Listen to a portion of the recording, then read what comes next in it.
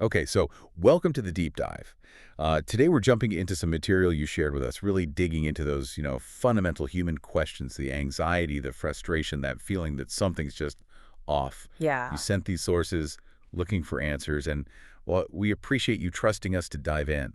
That feeling you mentioned, it's incredibly common, isn't it? It feels like so many of us have that kind of background hum of discomfort. Totally. Even after trying, everything self-help, therapy, changing things up and still feeling kind of stuck or unfulfilled. Absolutely.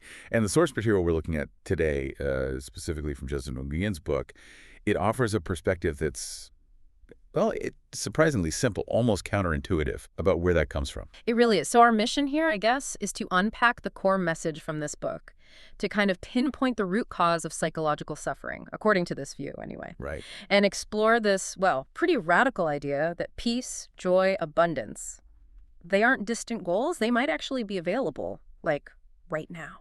We'll try and pull out the most important insights and distinctions together. Okay, let's unpack this. The first big distinction the author makes, and it draws on some really old wisdom, is between pain and suffering. Yes. Yeah. This is like a foundational starting point for this whole perspective. Pain.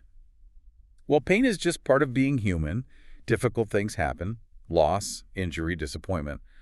That's unavoidable. The source calls it the first arrow. The first arrow, okay. But the psychological suffering, the emotional turmoil that often follows, the author argues pretty strongly that that part, Mm-hmm. that's optional. Optional. Wow. Okay. That feels like a bold claim when you're, in the middle of it. Yeah. How does he break that down? He uses that classic Huh. Buddha analogy, the two arrows. Mhm. So the first arrow is the event itself. Let's say you lose your job. That's the hit. That's the pain, the unavoidable part. Got it. The actual difficult thing. Right. And the second arrow, that's everything that happens inside you after that event, is the worry, the self-blame, the anger, the feeling of worthlessness, Mhm. all the stuff you layer on top. Yeah. Okay. The source quotes the Buddha saying, you can't always control that first arrow. Life throws things at you. But the second arrow, your reaction, your response to that is optional. The author mentions he really wrestled with this himself for years, tried all sorts of methods, but that anxiety kept sticking around until he grasped this particular understanding. Right. So here's where it gets really interesting then. If that second arrow, that optional suffering, isn't caused by the painful event itself, Mhm. where does this material say it actually comes from? Okay, this is the big one. The central foundational idea of the book. Everything else kind of builds on this. The root cause of all our psychological and emotional suffering. It isn't what happens to us. It's our own thinking. Our thinking. Right. So not the boss who yelled or the unexpected bill or the argument. It's just what's going on in our heads about it. According to this source, yeah, pretty much. It argues we don't experience reality directly. We live in our perception of reality. And that perception, it's entirely constructed moment by our thinking. It uses a great analogy, two people in the same coffee shop, Yeah. right next to each other. One is totally stressed out, thinking about deadlines, feeling overwhelmed. The other person, completely peaceful, relaxed, just enjoying the moment. Same place, same noise. Exactly. The external reality is identical, same coffee smells, same chatter. But their internal reality is worlds apart. And the only difference is their thinking in that moment. So the external world is kind of neutral, Yeah. and our thoughts paint the whole experience for us. Precisely. Another example it gives, which really makes you think, is asking 100 people about, say, the current president. You'll get 100 completely different takes, right? Different feelings, opinions. Oh, Is absolutely. the president literally 100 different people? Of course not. But each person is experiencing their own unique cloud of thoughts and beliefs about that person. The meaning, the good, bad, like, dislike, all that is added by their thinking. So the real nugget here, the key takeaway from the source, is that our feelings, they don't come from the outside events. They come only from our thinking about those events right now, meaning we can only ever feel what we're thinking in this moment. That's the core insight. If you're sitting at home feeling angry about something that happened at work, you're not angry because you're physically at work. You're angry because you're actively thinking angry thoughts about work in that moment. Well, maybe the person next to you on the couch is feeling totally fine. Exactly. Because their thinking is somewhere else entirely. Okay, I think I'm following, but this raises a really important question. Hmm. The source uses these terms thoughts and thinking. Are they? Are they different? Huh.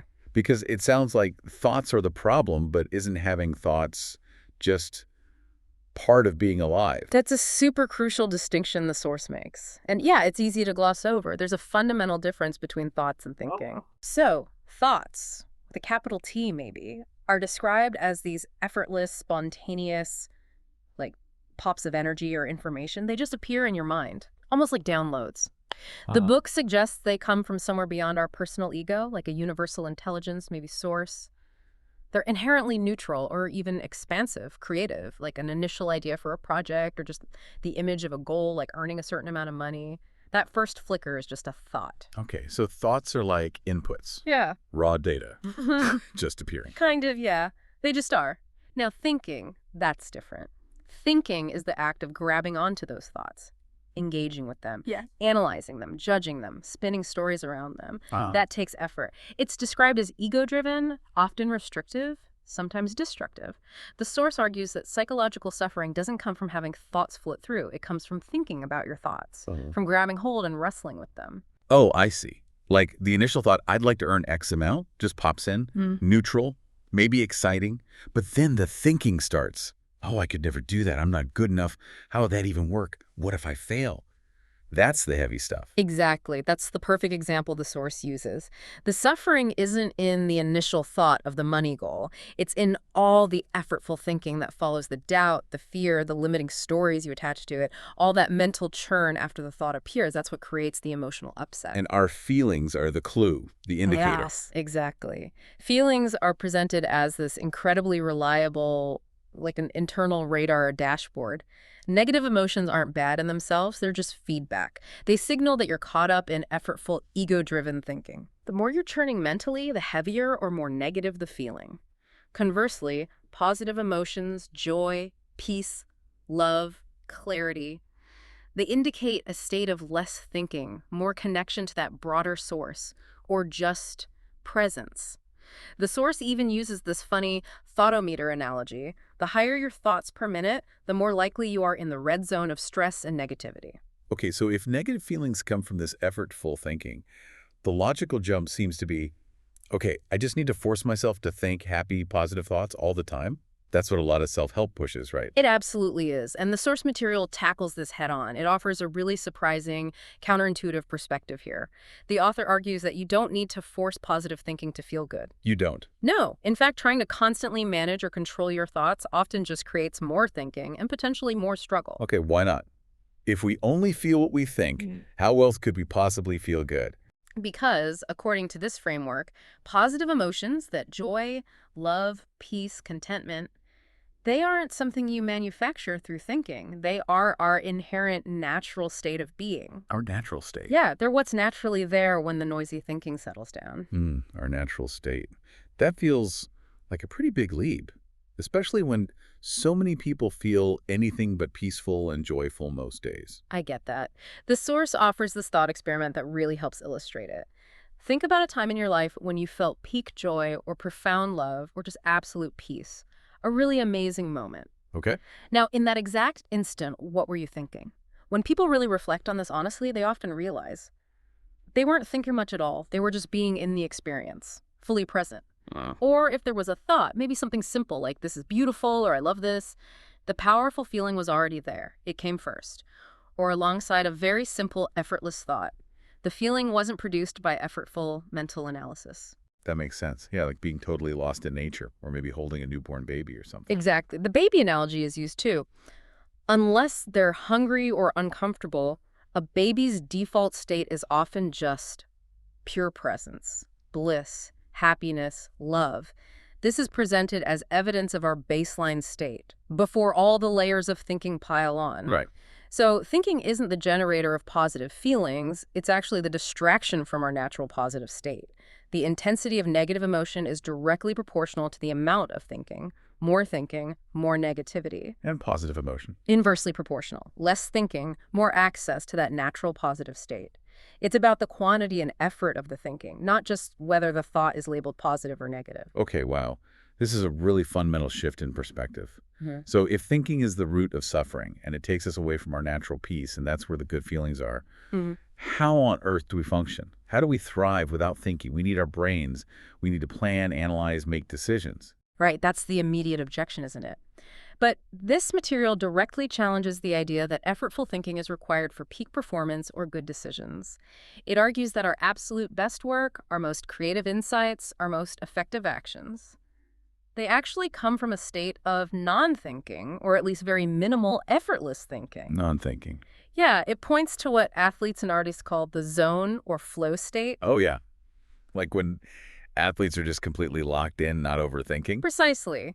The source talks about elite athletes operating in mushin, that's a Japanese term, means no mind. It's a state where the mind is free from deliberate thought, fear, ego, allowing the body and all that training to just respond instinctively perfectly. Mhm. And it argues the same applies to creative work, solving tough problems, even just everyday tasks. When you're completely absorbed in something, you lose track of time, you're just doing it. You're likely in a state of non-thinking, and that's often when you're most effective, most creative. So it's not about switching off our brains entirely, but maybe accessing our capabilities from a different place, a quieter place. Exactly, from intuition. The source describes intuition as that inner knowing, that gut feeling, that subtle nudge. It guides us without needing logical steps, A, B, C. It's presented like an inner GPS, something deeper and often quicker than the rational mind. And relying on that often requires trust, I imagine, because it might not always seem logical. Absolutely. It often goes against what your thinking mind is screaming or what everyone else is telling you. Trust is key. And this applies to goals and dreams, too, because we usually think achieving big things requires tons of strategic thinking and planning. The source makes this really interesting distinction here between goals born from desperation and goals born from inspiration. Desperation goals, it says, come from thinking. They feel heavy, like obligations. They're often driven by a sense of lack. I need to make more money because I don't have enough, or trying to get away from something. I have to quit this job to escape the stress. They're often based on analyzing the past or perceived limitation. Right, that feels familiar. And inspired goals. Those are different. They feel light, exciting, expansive. They bubble up from that deeper source when the thinking mind is quiet. They feel more like a calling, not a chore. They're end goals. You pursue them just because you're drawn to them from a place of abundance, not scarcity. How do you get the difference? The source offers a kind of litmus test, a powerful question. If I had infinite money, had already done all the travel I wanted, had absolutely no fear, and knew I wouldn't get any external recognition, what would I do? What would I create? The ideas that pop into your head right away without you having to think hard about them, those are likely coming from inspiration. Huh. That's a great question. So the less effortful thinking we do, the more we access our natural state of peace, creativity, intuition, and inspired action. Is that the idea? That's the core mechanism described, yes. When that constant mental noise quiets down, you naturally fall back into that state of being. And from there, insights and inspired ideas just show up effortlessly. This whole understanding, it sounds like it must be built on some kind of foundational view of reality. The book mentions 3 principles that sort of underpin everything. It does, yeah. It introduces these 3 principles, universal mind, universal consciousness, and universal thought, as the fundamental building blocks of the human experience. They're described as always present, always working together, kind of like the components you need to watch something on TV. Okay, break those down simply for me. Sure, so universal mind, think of that as the power source, the intelligence, the life force in everything, the infinite potential from which thoughts arise, like the electricity powering the TV. Got it. Power. Universal consciousness is what allows awareness. It makes things perceivable, brings form to that potential. That's like the TV screen itself, maybe the DVD player too, the hardware that makes awareness possible. Okay, awareness. And universal thought is the raw material, the creative energy that shapes itself into the specific experiences we perceive, sights, sounds, feelings, ideas. That's like the actual content on the DVD. The content. Okay. Yeah. Power, awareness, content. Right. And the key insight here, according to the source, is that when we get really tangled up in thinking, that effortful, ego-driven analysis and judgment, it's like we're constantly messing with the TV settings or arguing with the movie playing on the DVD. It blocks our direct connection to the clarity and potential of universal mind. And that blockage creates that feeling of separation, struggle, suffering. Okay, so if that effortful thinking is the mud stirring up the water, like in that analogy, how do we actually reduce it? The source is clear. We can't just stop thoughts from popping up. Right, exactly. Trying to stop thoughts is just more effort, more thinking. It backfires. The focus isn't on stopping thoughts, but on reducing the engagement with them, reducing the thinking about the thoughts. How? The primary method the source points to is Well, it sounds almost too simple, but it's profound. Awareness. Just noticing. Noticing that you are thinking. And then recognizing, remembering that this thinking is the only source of the feeling you're having in that moment. That recognition itself starts to create distance. It allows it to settle, like the dirty water analogy. Precisely. If you have that glass of muddy water, what happens if you try to actively filter it quickly or shake it up? It's the cloudier? Right. That's like trying to analyze the thoughts, fix them, force them to change, more agitation. But if you just let the glass sit quietly. The mud settles, the water clears. Exactly. The dirt, the thinking naturally settles to the bottom, and the water, your inherent state of clarity, peace becomes visible again. Our natural state is clarity. Thinking is the act of stirring up the mud. The quicksand analogy works too, the more you fight and struggle in quicksand. The faster you think. Right. But if you relax, let go. Allow yourself to be buoyant. You naturally rise. Letting go of the struggle with thinking allows you to resurface to that natural state. But what about those really sticky, heavy negative thoughts? The ones that feel impossible to just let sit or ignore. They feel so real, so urgent. That's a really important point. The source suggests not trying to ignore or push them away, but actually creating space for them, maybe even welcoming them in a way. Welcoming negative thoughts. Not endorsing them, but acknowledging their presence without judgment, without trying to immediately fix them or make them go away. The source argues that negative thinking only has power over you when you believe it represents true reality. By simply witnessing it as thinking, just observing it without getting caught up in the storyline, you start to see that you are the awareness. You're the space holding the thought or the feeling. You are not the thought or the feeling itself. Seeing it from a distance. Exactly. That distance begins to dissolve its grip, its power. Sometimes, the source suggests, if you look beyond the intensity of the feeling without analyzing it, there might be a little seed of truth or insight there. But the main point isn't analysis. It's disengaging from the belief that the thinking is reality. And this space you mentioned, that quietness, that's also where new ideas come from, right? Absolutely. That quiet space, when the usual mental chatter settles down, is where insights, creativity, intuition, what the source sometimes calls divine downloads, that's where they have room to emerge. Like the Zen story of the empty cup. Perfect analogy. If your mind, your cup, is already full to the brim with old thinking, judgments, worries, there's literally no room for anything new to enter. Makes sense. The source gives examples like Thomas Edison. Apparently, he used to nap holding steel balls. When he relaxed deeply, the balls would drop, waking him up right at that threshold between thinking and non-thinking, often with the solution. Or Einstein playing his violin when he was stuck on a physics problem. They weren't forcing the answer. No, they were stepping away from the effortful thinking. They were creating space for the answer to arise. So the process isn't more hard work, but maybe a kind of surrender. Like, become aware you're caught in thinking. Create space by letting go of the effort and control. Welcome whatever feelings are there without fighting them. And then insights or clarity can just show up. Yes, that's the simple flow described. Though the source is clear, simple doesn't always mean easy, especially at first. Our habit of constant thinking is really, really strong. Yeah, I can imagine. This framework also seems to shift how you view the world, touching on that idea of duality, that maybe things aren't inherently good or bad. It does. It argues that good and bad are judgments.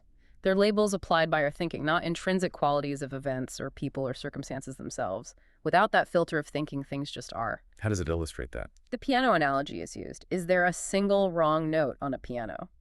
No, I guess not. Just a note. Right. It's just a frequency. It only sounds pleasant or unpleasant, depending on the sequence it's played in, and maybe the listener's interpretation, their expectations, which all comes back to their thinking. And the source even applies this to something really charged, like politics. It does, carefully. It uses political parties or different viewpoints as another illustration, suggesting we could try seeing them simply as different notes on the piano, different perspectives that exist. Without automatically layering on the judgment of right or wrong, which comes from our own thinking and conditioning, maybe we could see things with more peace, more openness, maybe even find common ground or new understanding. It's about noticing when we're caught in judgment. Exactly. It reinforces that point. Negative emotions are like an alarm bell signaling that you're mistaking your subjective thinking for objective reality. The invitation is always to step back from opinion and look towards what feels universally true, beyond personal judgment. Okay, so let's say someone starts living more from this understanding, spending more time in that state of less thinking, more awareness. What does that actually feel like? And are there, you know, bumps in the road? The source describes the experience as, well, pretty profound. A sense of deep peace, serenity, a dramatic reduction in worry. A lot of the problems you thought you had just kind of dissolve because you realize you were only experiencing them through the lens of your stressful thinking about them. That sounds amazing, Yeah. honestly. But surely there are challenges. It can't be all smooth sailing. Oh, definitely not always smooth sailing. The source is quite upfront about potential obstacles. One is fascinating. That deep peace can actually feel weird at first, even wrong. Wrong. How? Your old self, the identity built around striving, worrying, analyzing, it might interpret the quietness as apathy or losing your edge, losing your motivation. Your brain might even try to generate busyness or drama just to get back to what feels familiar, even if familiar was uncomfortable. Like the ego fighting back to stay in charge. Exactly, a kind of ego death process where the personal thinking mind resists losing its central role.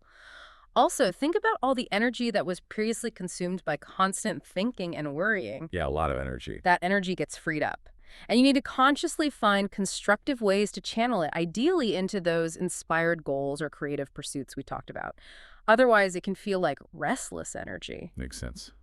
Any other hurdles? Fear can definitely pop up, fear of the unknown, because navigating life more by intuition feels less predictable than trying to map everything out logically.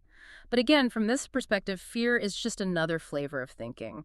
Awareness helps dissolve the illusion that fear has ultimate power. And I imagine falling back into old habits, getting caught up in thinking again is pretty common. Oh, completely normal. The source emphasizes this. The goal isn't to reach some state of permanent enlightenment where you never have an anxious thought again. It's more about shortening the time it takes to recognize when you're caught in the spin cycle. And remembering the way out. Right. Remembering that it's just thinking creating the feeling. That awareness, the source suggests, allows you to step out of it much more quickly, often painlessly, if you just allow it. Like letting go of the rope in tug of war or relaxing in the quicksand. And faith. Feels like faith would have to play a pretty big role in all this letting go and trusting intuition. A massive role, yes. Faith in the universe or God or life or just some intelligence bigger than your own personal thinking mind. That's presented as pretty key. It's what allows you to surrender that illusion of needing to manually control everything and trust the guidance that comes from that quieter, intuitive space, even when it doesn't make logical sense to your analytical brain. So living from this understanding, I think it sounds less like learning a new technique and more like remembering something fundamental we forgot. That's a great way to put it. The source really emphasizes that once you grasp these core insights, especially the one about where your feelings truly come from, you can't really unsee it. Your consciousness expands. The truth, it argues, is inherently simple. It's our thinking that weaves all the complexity. Right. And the absolute core message, the one that kind of cuts through everything else, is repeated again and again.